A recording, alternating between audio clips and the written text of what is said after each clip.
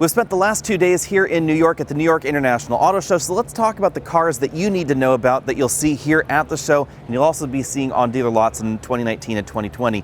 The first and most important of them has to be this all-new Toyota Highlander.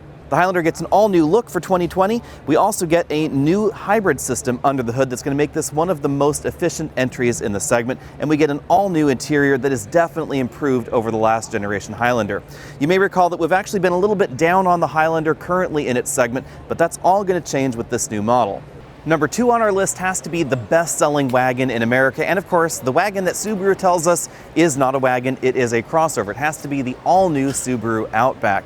This is not just the best-selling wagon in America, it actually is the best-selling Subaru in America, period.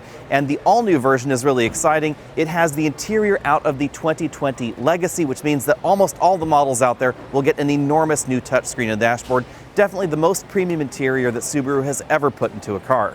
Number 3 on the list has to be the all-new Lincoln Corsair. This is replacing the Lincoln MKC and will be their smallest crossover in America. But small does not mean less premium on the inside. If you want to know more about the Corsair, take a look at our first look video. The interior really does appear to be lifted almost directly out of the Aviator, which is one of the most premium interiors in its segment. This is not quite up to the same level that we find in the Volvo XC60, but it is just a hair below. And I actually think that the interior is nicer than the average luxury compact crossover. Number 4 on the list is not the Kona that I am standing right in front of, but rather its baby brother, the all-new Hyundai Venu.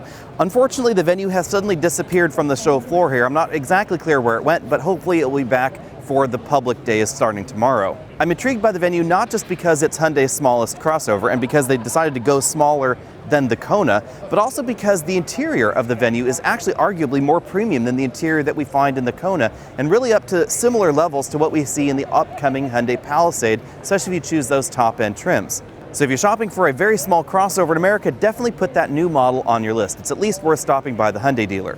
Number 5 on the list is the all-new Nissan Versa, one of the least expensive vehicles in America to buy, and also one of the least expensive vehicles in America to operate. So if you're looking for an inexpensive vehicle that's not expensive to keep around long term, this is definitely going to be an excellent option. I also think this is considerably more attractive than the average subcompact car in America. It receives the latest Nissan look up front, and that helps resolve some of the proportion issues that the Versa has had in the past.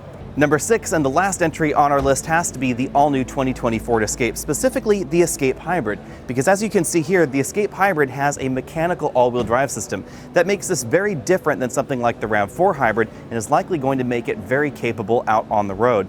So if you're looking for a hybrid that combines high fuel economy and good on-road performance when it comes to snow and ice, this is definitely going to be the option that you should look at. There's also a plug-in hybrid available, but it does lose the mechanical all-wheel drive system. Hey everyone, thanks for watching this video, and be sure to check out the cars that we just talked about if you're attending the New York International Auto Show or if you're just shopping for a new car in 2019 or 2020. We also have a number of other videos shot out here at the New York Auto Show, so be sure and check those out as well, and I'll see you later.